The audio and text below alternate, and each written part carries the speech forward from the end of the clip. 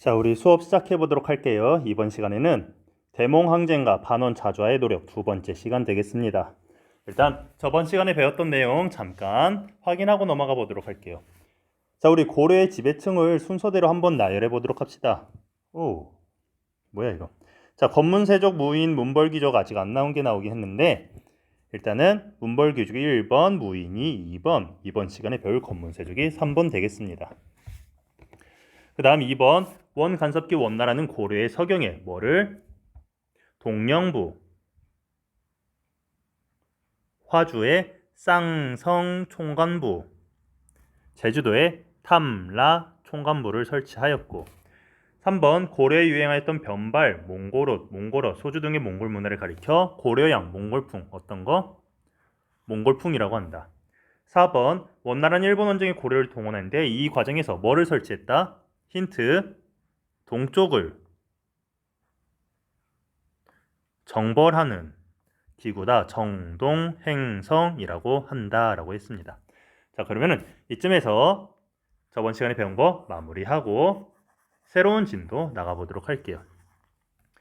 자, 반원 자주적인 개혁 정치가 시행되다 이건데 우리가 이거 하기 전에 잠깐 기존에 배웠던 거 1번 문제 잠깐 보충 설명 들어가 보도록 할게요.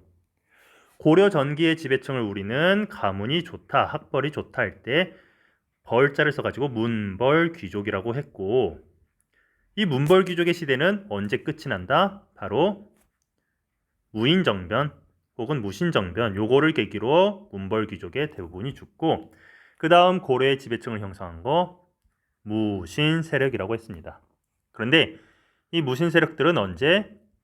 몽골의 침입으로 최씨 정권이 붕괴가 되면서 무인 세력들도 점차 약화되고 정리가 되기 시작했고 그 이후 고려는 원 간섭기로 들어간다. 몽골이 원이라고 하는 나라를 세워가지고 원나라의 간섭을 받는 원 간섭기가 됩니다. 요때 고려의 지배층을 뭐라고 하냐? 권력이 있고 가문이 좋아서 대대손손 세대를 거쳐가면서 정권을 획득하는 족속들이다 라고 해서 권문세족이라고 합니다. 얘네들에 대해서 배워보도록 할게요. 자, 이 권문세족은 뭐 하는 애들이었냐? 자, 원간섭기의 지배층이래. 우리 일제강점기 시대에 우리나라에서 떵떵거리면서 살았던 애들은 누구였겠어? 바로 친일파였잖아. 자기의 이득을 위해서라면은 민족을 팔아먹고 나쁜 짓을 하는 불의는 참아도 불이익은 못 참는 그런 부류죠. 못된 놈들이죠. 비슷하게 원간섭기에도 원나라에 붙은 이 친원파, 간단히 말해서 친일파가 아니라 친원파 애들이 있었고 얘네들 외에도 기존에 아직 남아있던 문벌귀족의 일부 세력이 있었고 그리고 무신집권기 때 성장했던 가문 얘네들이 모두 합쳐져 가지고 뭐를 이루었다? 권문세족이었다라고 합니다. 그래서 자, 이야기를 해보면은 필기를 해보면은 권문세족의 성장 보도록 하겠습니다. 권문세족인데 얘네들의 구성을 보면은 기존에 어떤 애들 문벌귀족이 있었고 그리고 무신집권기 때 성장했던 가문이 있지만 얘네들은 일부고 가장 중요한 건 뭐다? 원의 세력을 기반으로 성장한 친원 세력이다. 혹은 부원 세력이다라고 해요. 부착하다. 원나라에 딱 빌붙어가지고 먹고 살았던 애들이다. 얘네들은 주로 통역을 담당하는 애였거나 아니면 응방. 저번 시간에 고려가 몽골에 조공으로 바쳤던 것 중에 매가 있다라고 했어요. 이 독수리 같은 매. 이 매를 사육하는 데가 바로 응방이었는데 얘네 관리가 특히 친원파의 핵심 세력이었다. 핵심 세력이 되었다라고 합니다. 그러면은 그 중에서도 이 권문세족의 대표적인 이제 사람이 누구였냐 하면은 기철이라고 하는 사람이 있었습니다. 이 사람은 어떤 사람이었냐? 이 사람에겐 여동생이 있었죠. 여동생이 있는데 이 사람이 몽골의 공녀로 이제 끌려갔다가 원나라의 황제의 아내가 되는 거야. 원나라 황제의 아내. 그 오빠 기철. 그러니까 기철 입장에서는 얼마나 든든한 백이 있겠어. 자기 백이 원나라 황제야. 고려는 원나라의 부하 이런 식인데. 그래서 이 사람을 대표로 권문세족이 엄청나게 막강한 권력을 행사하고 있었습니다. 대표 인물 누구? 기철. 그러면은 이 권문세족은 어떤 특징, 어떻게 고려에 해를 끼쳤는가? 높은 관직을 자기들끼리 독점하고 백성들의 토지를 빼앗아 삥 뜯어 그렇게 하면서 대규모 토지인 농장을 조성하게 되고 이 농장에서 일할 사람이 필요하죠. 백성들에게 사기를 치거나 협박을 해가지고 백성들을 자기 노비로 만들었어요. 땅 뺏고 노비로 만들고 이런 거죠. 백성들이 노비로 전락하게 되면 뭐가 문제가 되냐? 일단은 세금을 내는 애들이 줄어들죠. 자, 전통 시대, 옛날 시대에 세금을 내는 애들은 귀족이 세금을 냈을까? 평민이 세금을 냈을까? 아니면은 노비가 세금을 냈을까? 평민이었어요. 귀족 웬만해선 세금 안 냈어. 특권층이었죠. 내가 누군데 세금을 내려봐라 뭐 이렇게.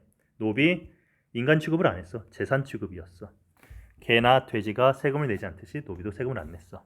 어쨌든 평민이 세금을 냈는데 이 백성들, 평민들이 노비로 이제 전락했대. 그러면은 평민이 줄어들고 평민이 줄어든다. 뭐다? 세금을 내는 계층이 줄어들게 되면서 국가의 세금 수입이 감소한다. 세금을 걷어야 되는데 세금을 낼 애들이 없는 거야. 국가 재정도 점차 가난해지기 시작합니다. 그리고 땅이란 땅은 얘네들이 다 먹어버려요. 권문세족이 대규모 농장을 소유하게 되면서 국가에서 새로운 관리를 채용해. 과거 시험을 봐가지고 채용을 해가지고 얘네들 일 잘한다고 땅을 주려고 해도 땅이 없어. 권문세족이 다 먹어버려가지고. 그래서 새로운 관리에게 지급할 토지가 부족해졌다. 이렇게 권문세족의 폐해였습니다. 왕들 입장에선 권문세족 꼴보기 싫겠지. 그래서 여러 차례 개혁을 하려고 했지만 실패하게 됩니다. 권문세족이 반발을 하게 되면서. 권문세족이 그렇게 셌나? 네, 엄청 셌죠. 왜? 얘네들의 뒷배경엔 뭐가 있었다? 원나라가 있었다. 그래서 이 원나라의 지원을 받아가지고 권문세족은 자기들의 이득을 꾸준히 챙겨 먹고 있었습니다. 하지만 시간이 흘러가지고 점차 이 권문세족을 억누르고 개혁을 시도하는 왕이 나타납니다. 그 왕의 이름 공민왕이라고 해요.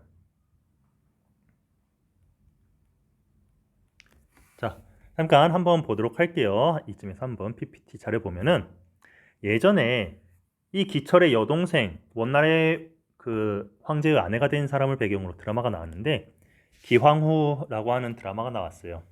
하지원 주연이었는데 뭐 예쁘죠.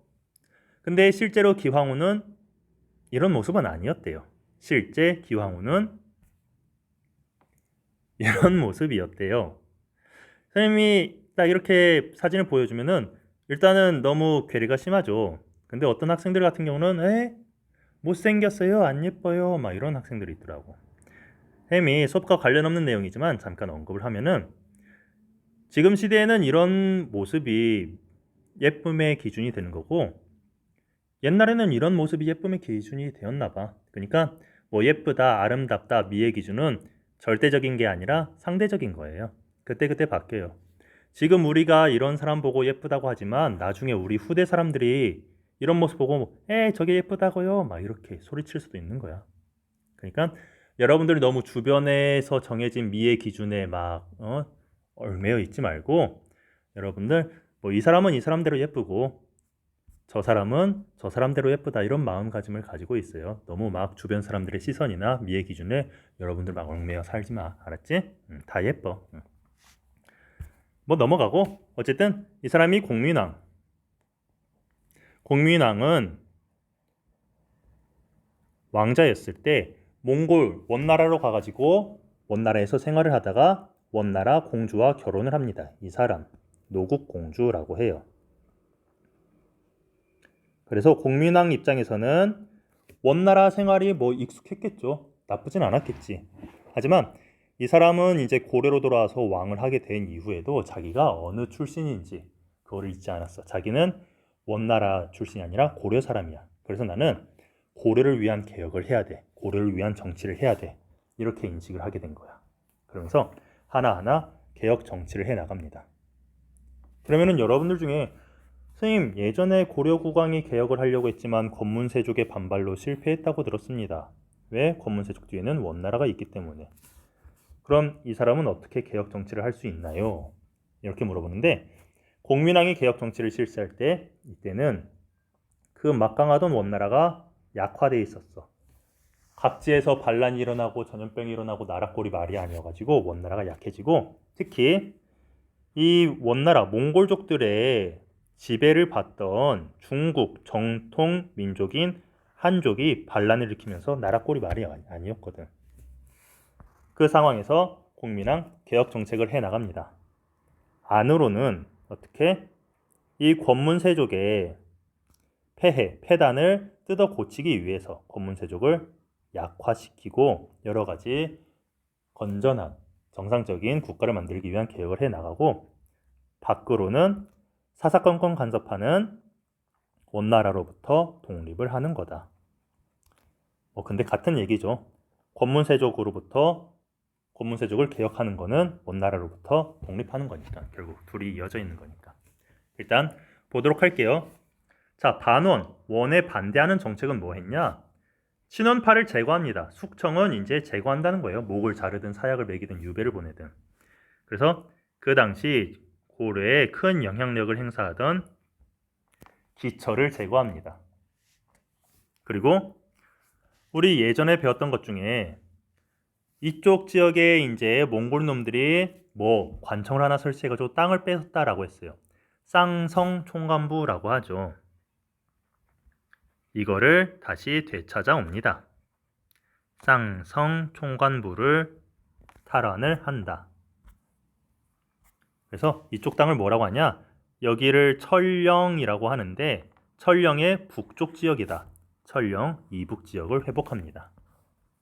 그리고 몽골 놈들이 이제 일본 정벌 한다고 해서 설치해 놓고 일본 원정이 끝난 뒤에도 계속 남아서 고려를 간섭하던 정동 행성을 폐지하고 몽골풍, 몽골의 옷, 몽골 음식, 몽골어 이런 거를 금지합니다. 관련된 영상으로 잠깐 정리 한번 해보도록 할게요. 지니스쿨이라고 하는데 여러분들 수준에 딱 맞는 영상이에요. 봐보도록 할게요. 고려시대 다크가운의 역습. 다크가운의 역습. 공민왕 고려를 개혁하다.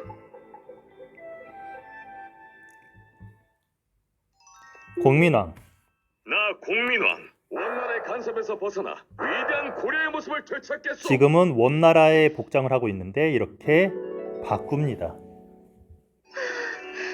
멋져. 제가 원나라 공주이긴 하지만 사랑하는 당신을 위해서라면 저도 도울게요. 역시 내 사랑 공민왕. 누구 공주? 크로스. 뭐 하는 건지는 모르겠지만 어쨌든 이렇게 둘이 막 닭살 돋게 하다가 그런데 여러 가지 개혁을 해나갑니다. 무섭지도 않으세요? 분명 가만히 있지 않을 텐데. 걱정 마. 지금 원나라에 전염병이 돌고 있고 전국에서 반란이 일어나서 고려를 신경 쓸 틈이 없거든.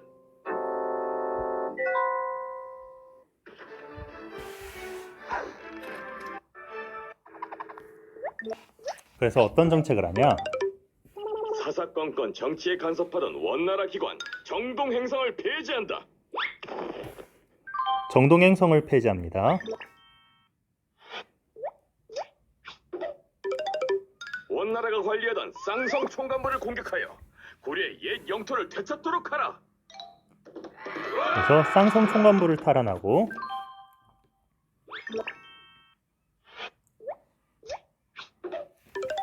지금부터 변발과 호복을 금지한다.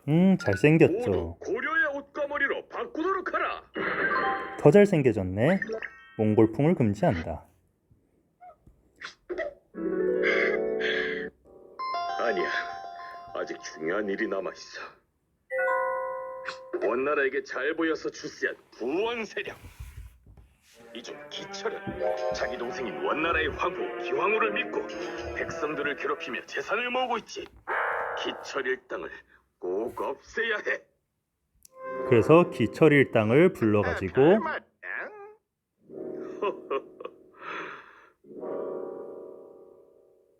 백성들한테 땅 뺏느라 고생, 양민을 노비로 만들어서 부려먹느라 고생, 원나라한테 굽신굽신거리느라 고생 많지요.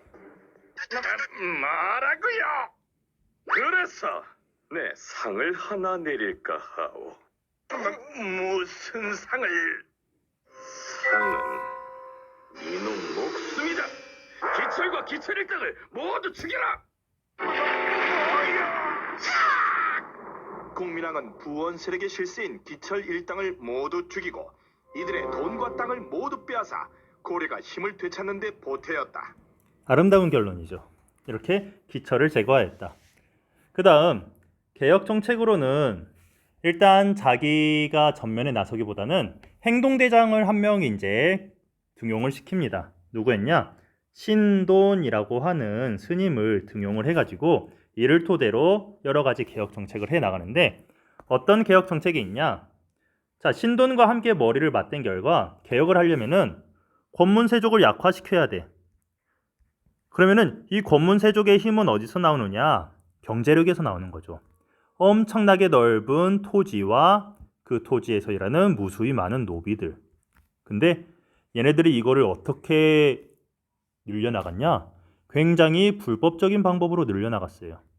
막 사람들에게 협박해서 사기쳐서 땅 뺏고 노비로 만들고. 그렇기 때문에 이 권문세족을 약화시키려면은 토지와 노비를 해체시켜야 됐어요. 근데 무작정 해체시킬 수는 없으니까 뭐라고 하냐? 이들이 불법적으로 가지고 있는 토지와 노비를 원래대로 복구하라 이렇게 한 거예요.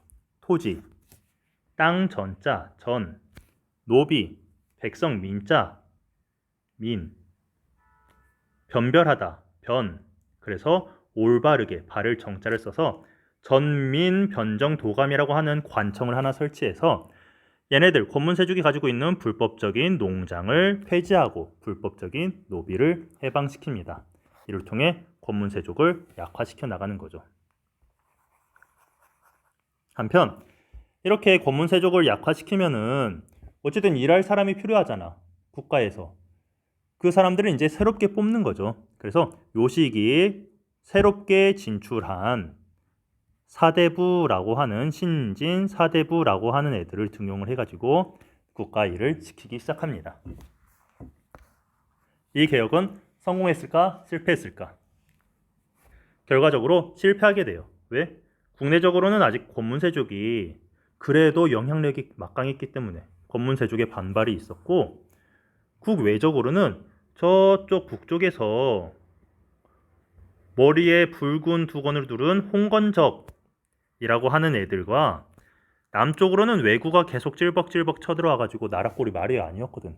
굉장히 혼란스러웠어. 그래서 개혁을 뭔가 적극적인 개혁을 추진하기가 힘들었던 거야. 그 과정에서 이 신돈도 계속 비판을 받고 특히 권문세족이 신돈을 굉장히 싫어해가지고 막 까내리고 막 모함하고 해가지고 결국 신돈이 제거가 됩니다. 공민왕이 결국 이 권문세족의 비판에 밀려서 신돈을 축출하고 사형을 시켜버려요. 하지만 그 이후에 공민왕 자체도 신하들에게 살해가 됩니다. 뭐 신하들은 아니지만 어쨌든 공민왕도 살해가 되게 되면서 개혁 정치는 결과적으로는 실패를 하게 된다. 하지만 공민왕이 이렇게 개혁 정치가 실패한다 해도 공민왕이 키운 애들이 남아있어요. 이 신진사대부라고 하는 애들은 남아가지고 고려의 마지막 숨결을 어떻게 고칠까 말까 뒤집을까 말까 이렇게 영향력을 행사하게 됩니다. 그러면 얘네들은 뭐길래 한번 뭔지 수업을 해보도록 할 텐데 신진사대부가 어떤 애들이냐. 배경은 뭐 권문세족 얘네들에 대한 반발이죠. 얘네들 권력 독점, 불교와 결탁, 대토지 보유 얘네들이 이제 주류였다면 신진사대부는 약간 비주류였어요. 아싸. 그러면은 얘네들 비주류라고 했어요. 주류인 권문세족이 아닌 비주류. 얘네들은 그러면은 서울 출신일까? 아니면 지방 출신일까? 지방이죠. 얘네들은 지방 출신이에요. 불교가 아니라 유교, 그 중에서도 요식이 새롭게 들어온 학문이 있었어요. 유교의 일종의 한 분파예요. 성리학을 공부하면서 관리가 되는 두 가지 방법, 과거제와 음서제가 있다면은 돈 없고 백 없는 신진사대부는 음서로 들어왔을까? 과거로 들어왔을까? 과거죠. 과거제를 통해서 관직에 진출하였다. 얘네들이 추구하는 거 원의 간섭을 탈피하고 토지제도 왜? 권문세족이 땅을 다 차지하고 있어가지고 내가 받아 먹을 땅이 없다. 이 가진 놈들이 다 해먹는구만 하면서 이 토지제도를 개혁하자. 좀 더 정상적인 토지제도로 바꾸자라고 주장을 합니다. 공민왕도 뭐 얘네들을 지원을 해줘가지고 뭐 그럴듯한 학교도 하나 지어줍니다. 성균관이라고 하는 학교도 정비를 해주면서 마음 놓고 공부하고 정책을 연구해봐라 이렇게 정비해주기도 합니다. 이를 통해서 신진사대부 새로운 정치 세력으로 성장하게 되는 거죠. 다음 시간에 얘네들이 어떻게 활약했는지 배워보도록 할 거예요. 자, 확인학습 여러분들 한번 풀어보고 오늘 수업은 여기서 마치도록 하겠습니다. 자, 안녕.